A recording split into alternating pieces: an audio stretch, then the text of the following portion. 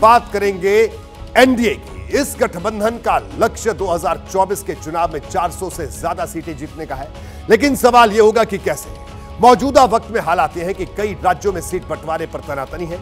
आज यूपी में कैबिनेट विस्तार के जरिए भले ही एनडीए के घटक दलों को बीजेपी ने साथ लिया, लेकिन बिहार से लेकर महाराष्ट्र तक चुनौतियों के पहाड़ खड़े हैं। इसकी एक तस्वीर अब मैं आपको दिखाता हूं। देखिए, बिहार ऐसा राज्य है जहां एनडीए में 6 दल हैं।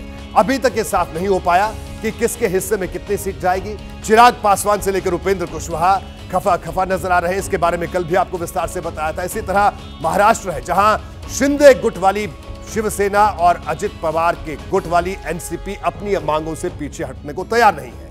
इन दोनों के अलावा रामदास अठावले की पार्टी के लिए भी सीट छोड़नी है।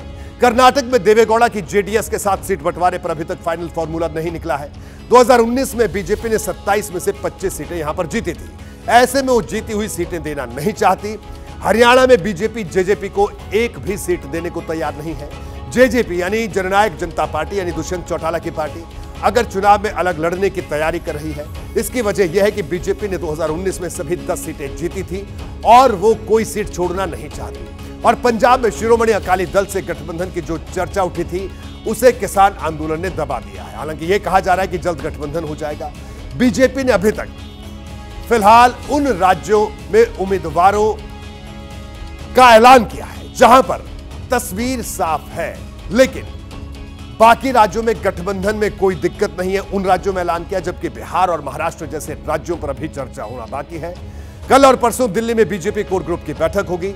इस बैठक में इस पेच को सुलझाने पर मंथन हो सकता है, लेकिन परेशानी यह है कि महाराष्ट्र में एनडीए के सहयोगी दल ज्यादा झुकने को तैयार नहीं है।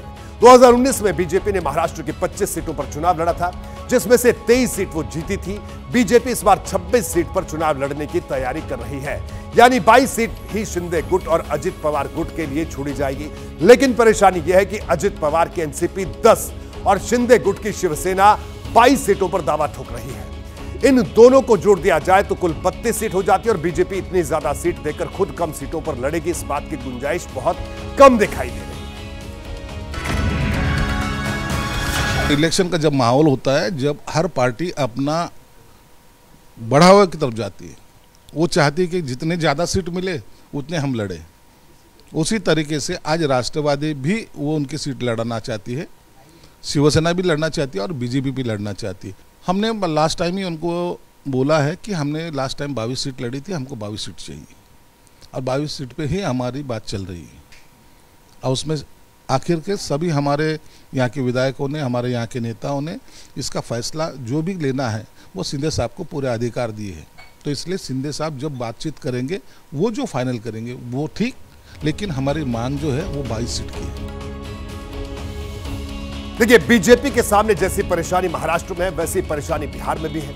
उपेंद्र कुशवाहा और चिराग पासवान के तेवर बदले बदले हैं। जितनी सीटों पर उनका दावा है उस पर बात नहीं बन पा रही है और अब तो तेजस्वी यादव ने चिराग पासवान के लिए इंडिया गठबंधन के दरवाजे भी खोल दिए हैं। हमारा सीट शेयरिंग एनडीए से पहले हो जाएगा अंतिम चरण में। चिराग पासवान स्वागत करेंगे क्या? राजनीति की बात करेंगे इसमें हमको क्या कहना? हमको तो कहीं जाना है नहीं, हम तो जहाँ हैं वहीं हैं। जिनको आना होगा वो ना बताएंगे, तब की बात है। दरअसल बिहार के हाजीपुर सीट को लेकर चाचा भतीजे में ठन गई है। चिराग पासवान और उनके चाचा पशुपतिनाथ पारस दोनों ही हाजीपुर सीट पर दावा ठोक रहे हैं। दोनों ने बीजेपी हाईकमान को इसके बारे में जानकारी भी दे दी है। इसके अलावा चिराग पासवान बाकी सीटों पर अपनी हिस्सेदारी को लेकर भी नाराज हैं।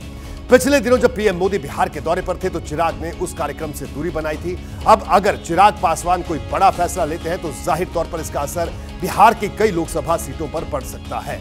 जैसे ही घड़ी का काटा दोपहर 2:30 पे आए, बबीता जी का दिल सास बहू साजिश के लिए मचल जाए।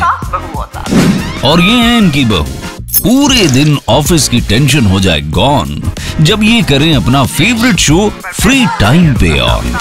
इनकी तरह आप भी देखें अपना फेवरेट शो अपने टाइम पर और डाउनलोड कीजिए एबीपी लाइव ऐप अपने स्मार्ट टीवी पर।